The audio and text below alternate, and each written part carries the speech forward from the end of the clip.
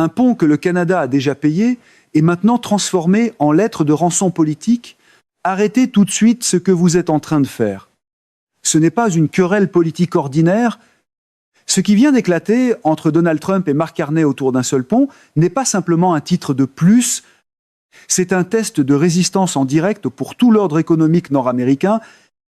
Un pont de calibre mondial terminé, $0 américain investi dans sa construction et un président américain en fonction qui réclame une compensation et une copropriété comme prix à payer pour son ouverture. Apparemment, dans cette version de l'art de conclure des accords, ne rien payer est simplement la première étape avant de demander la moitié du bien. Voici la réalité sur le terrain. Le pont international Gordie Howe, 4 milliards de dollars canadiens. La construction, commencée en 2018, n'est pas simplement celle d'un autre passage frontalier. C'est le plus long pont à haubans d'Amérique du Nord, 853 mètres d'acier et de béton au-dessus de la rivière Détroit. Reliant Windsor et Ontario. À Détroit, au Michigan, 6 voies, une voie réservée aux piétons et aux cyclistes, une connexion directe d'autoroute à autoroute de l'Interstate 75 directement à l'autoroute 400, aucun feu de circulation, aucun goulot d'étranglement, aucun arrêt. Et voici la partie la plus importante. Le Canada en a payé chaque 100, pas un fonds commun, pas un investissement partagé, un financement canadien à 100%. Le plan était simple. Le Canada construit, le Canada perçoit les péages jusqu'à ce que le coût soit récupéré. Ensuite, le partage des revenus commence clair, légal, documenté. Regardez maintenant ce qui se trouve juste à côté de ce pont tout neuf, les ponts Ambassador. 95 ans, 4 voies, propriété privée de la famille Moroun de Détroit. Chaque jour, des milliers de camions commerciaux sont encore envoyés sur ce passage vieillissant et surchargé parce que le pont Gordie Howe, bien qu'achevé à 98%, n'a toujours pas ouvert, puis est arrivé le 10 février 2026, vers 20 et 1h ce soir-là. Donald Trump a publié un message sur Truth Social. Les mots exacts comptent. Je ne permettrai pas à ce pont d'ouvrir tant que les États-Unis ne seront pas entièrement compensés pour tout ce que nous leur avons donné. Et aussi, ce qui est important, tant que le Canada ne traitera pas les États-Unis avec l'équité et le respect que nous méritons, il a ensuite ajouté que les États-Unis devraient posséder, et c'est une citation directe, peut être au moins la moitié de cet actif, laissez cela vous pénétrer. Un président, en fonction, vient d'exiger la copropriété d'un projet d'infrastructure que son pays n'a pas financé, n'a pas conçu et n'a pas construit. Il faut une logique de conférence de presse très particulière pour arriver les mains vides et repartir en demandant le titre de propriété. La réponse de Mark Carney est arrivée en quelques heures, calmée, mesurée. Elle a été présentée comme une conversation positive, mais il n'a pas cédé d'un pouce sur la propriété. 2 dirigeants. Un pont, 0 résolution, et ce n'est que la surface. Maintenant, mettez de côté un instant tout ce que vous venez d'entendre et regardez une autre série de chiffres. La famille Moroun de Détroit possède le pont Ambassador, ce même pont qui a détenu pendant des décennies un quasi-monopole sur le trafic de camions traversant la rivière Détroit, ce même pont qui risque de perdre une part énorme de ce trafic au moment où le pont Gordie Howe ouvrira, selon les reportages du Détroit Free Press et de Crain's Détroit Business. La famille Moroun a versé plus de $650 000 à la campagne de réélection de Donald Trump et au comité de collecte de fonds Trump Victory du Parti républicain entre 2019 et 2020. Ce n'est pas de la spéculation, c'est documenté. Mais attendez, il y a plus. Au second semestre de 2025, cette même entreprise a dépensé $250 000 en lobbying à Washington, dit si l'objectif déclaré de ce lobbying, déposé dans les registres publics des enjeux liés à la construction et à l'exploitation de ponts internationaux, 250 000 $ dans les 6 mois précédents, directement la menace de Trump de bloquer l'ouverture, pour un mouvement qui adore qualifier tout de coïncidence, celle-ci arrive avec un reçu agrafé dessus. Je ne suis pas en train de vous dire que Trump a publié son message du 10 février parce que la famille Moroun le lui a demandé. Personne ne peut le confirmer sans avoir accès à des conversations privées. Ce que je vous dis, c'est que ces deux faits existent côte à côte dans les dossiers publics et vous pouvez décider quoi en faire. Revenons à 2017. Lors de son premier mandat, Donald Trump s'est assis avec Justin Trudeau et a signé une déclaration commune. Dans cette déclaration, le pont international Gordie Howe était décrit comme, citation directe, un lien économique vital entre nos deux pays. En 2017, Trump le qualifiait de vital. En 2026, Trump a dit qu'il ne permettrait pas son ouverture. Même pont, même président, position complètement opposée. Le pont n'a pas changé. Le message politique, lui, a changé. Alors, qu'est-ce qui a changé entre 2017 et 2026 ? C'est la question que la couverture médiatique dominante ne pose pas assez fort. Quand une position politique s'inverse aussi complètement sur un projet d'infrastructure précis, et qu'il existe une activité financière documentée de la part de l'acteur qui bénéficie le plus du maintien de ce projet à l'arrêt, ce n'est pas quelque chose que l'on écarte comme une simple coïncidence. Puis il y a la voix qui a surpris tout le monde. Le maire de Windsor, Drew Dawkins, le maire de la ville canadienne où ce pont commence physiquement, n'a pas appelé à la patience, il n'a pas appelé au dialogue diplomatique. Le message était direct, nous avons respecté notre part du marché. Et maintenant, instrumentaliser cela et prendre ce pont en otage est tout simplement une honte. Puis sont venus 3 mots que personne n'attendait d'un maire dont la ville attend depuis des années, l'ouverture de ce pont. Gardez-le fermé. Il préférait garder le pont fermé plutôt que de voir le Canada accepter un mauvais accord commercial simplement pour le faire ouvrir. Cela vous dit tout sur l'endroit où la véritable pression est exercée quand un maire préfère un pont fermé à un mauvais accord. La lettre de prise d'otage a déjà raté le test de crédibilité. Voici ce dont personne ne parle assez fort. J'ai lu la couverture de CBC, l'analyse du Washington Post, le décryptage de CNN et les reportages de The Detroit News. Chacun a abordé des morceaux de l'histoire. Mais personne n'a réuni les 3 couches au même endroit. Les voici donc.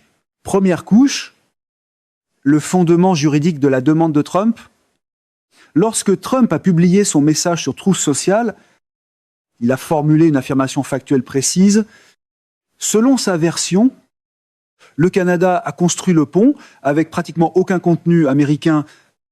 Il a pointé directement vers une dérogation accordée par le président Barack Obama, qui a permis au projet de contourner le Buy American Act, la loi exigeant que les projets financés par le gouvernement fédéral utilisent des matériaux fabriqués aux États-Unis. La dérogation est réelle, Obama l'a bien accordée.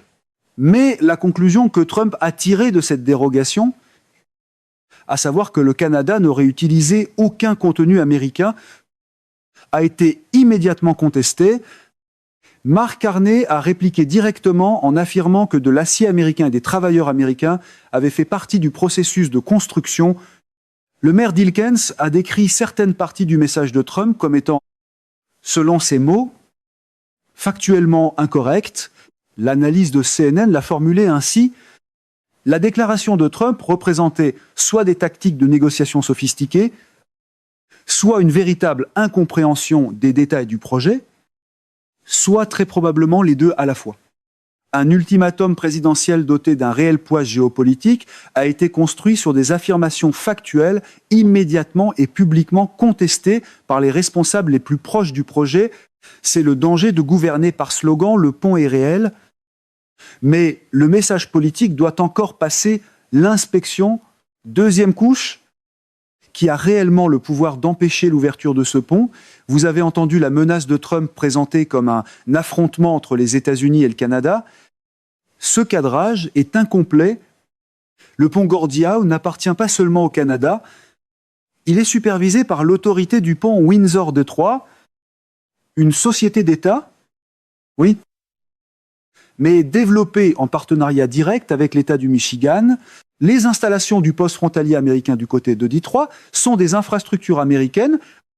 Le service des douanes et de la protection des frontières des États-Unis doit être prêt et doté en personnel pour exploiter le passage, pour bloquer ce pont. Trump devrait agir contre les intérêts exprimés de son propre État. La gouverneure Gretchen Whitmer a qualifié le pont d'énorme avantage économique pour l'État. La sénatrice Alissa Slotkin a dit qu'une fois ouvert, le fret pourrait circuler de Montréal à Miami sans s'arrêter à un seul feu de circulation. Les républicains du Michigan et les démocrates du Michigan sont alignés sur ce point. Ils veulent que le pont ouvre. Donc, ce que vous avez réellement n'est pas simplement une confrontation Canada contre États-Unis. Vous avez une situation où le pouvoir exécutif du gouvernement fédéral menace de bloquer un projet d'infrastructure qu'une partie importante de l'établissement politique américain au niveau de l'État veut activement voir ouvrir. C'est un conflit interne américain projeté vers l'extérieur sous forme de différends bilatérales. Il est beaucoup plus facile de vendre une querelle frontalière que d'admettre que la bataille se déroule aussi à l'intérieur de la maison. Troisième couche, le 15 mai 2026.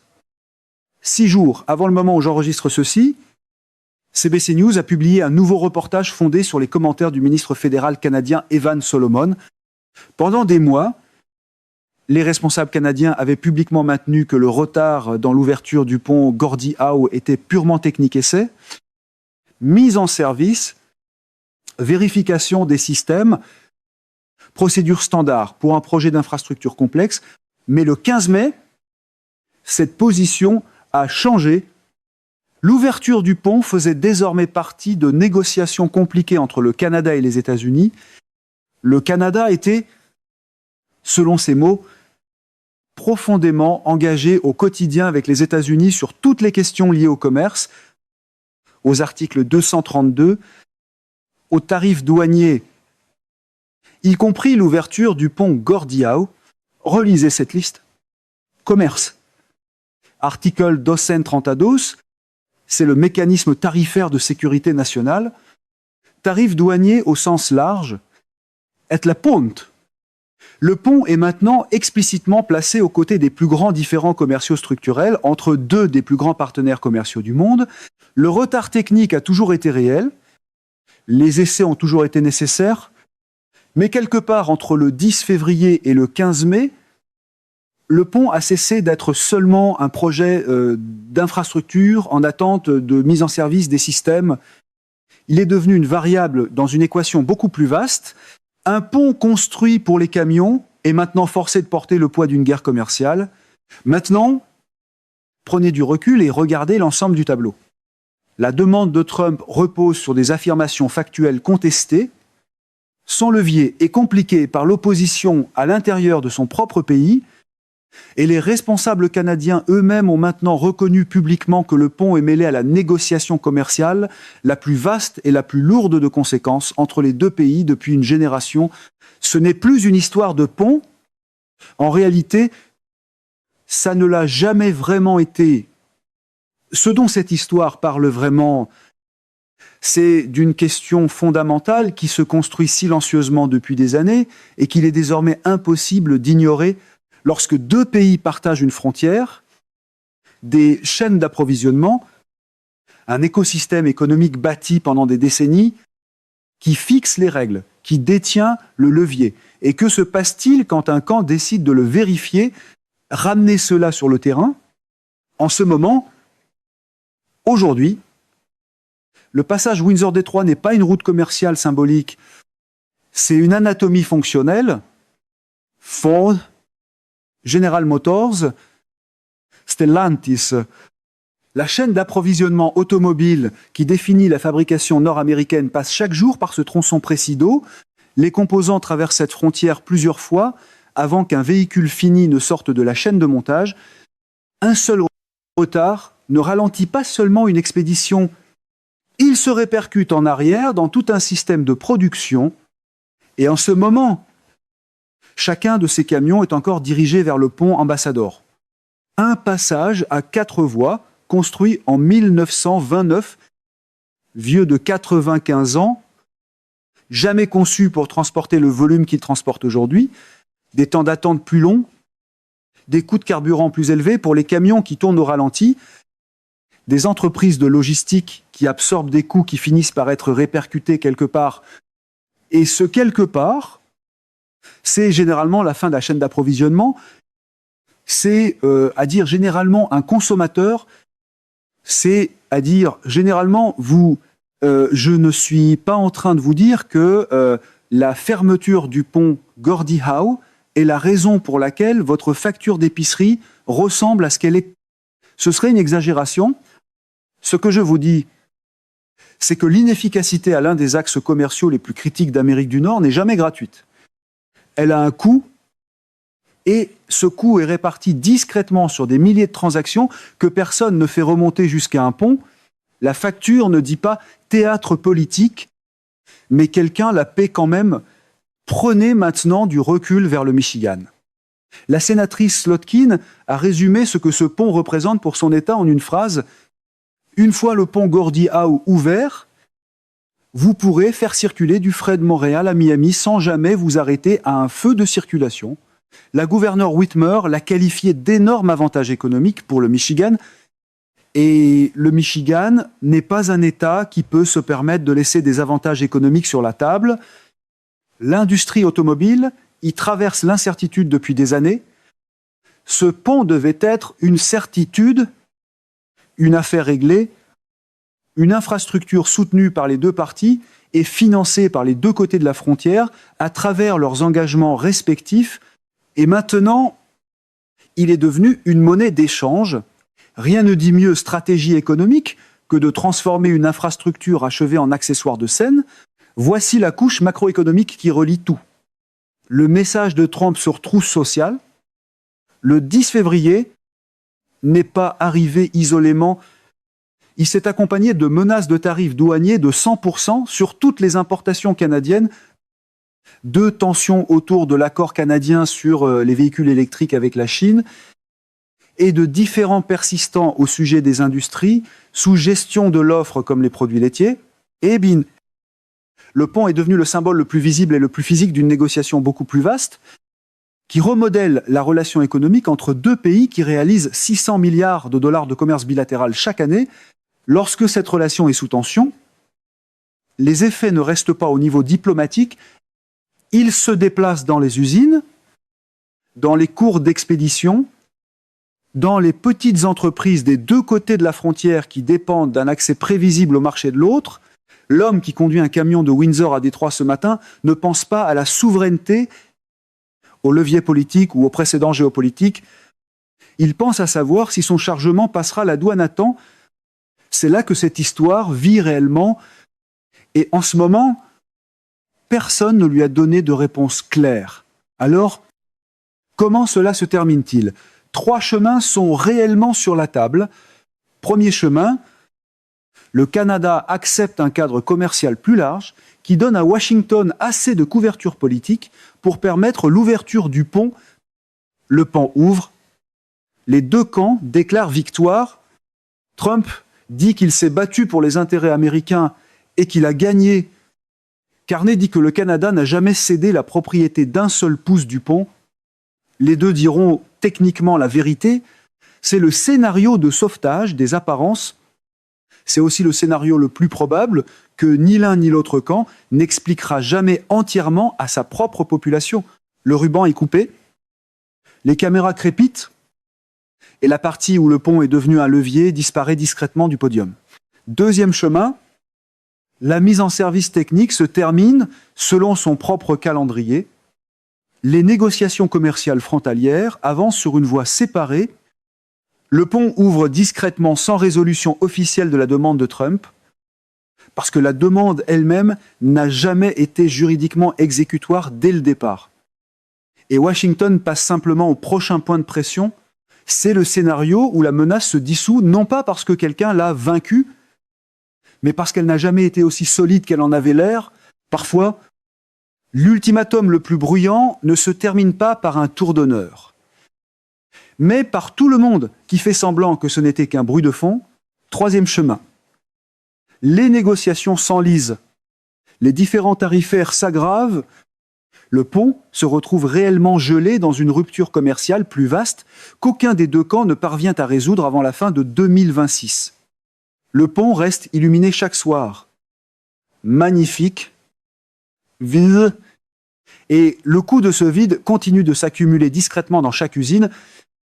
Chaque cours d'expédition, chaque petite entreprise qui comptait sur l'ouverture de ce passage, dès maintenant, 3 chemins. 3 fins complètement différentes pour la même histoire. La décision quant au chemin sur lequel nous nous trouvons réellement deviendra claire dans les semaines à venir.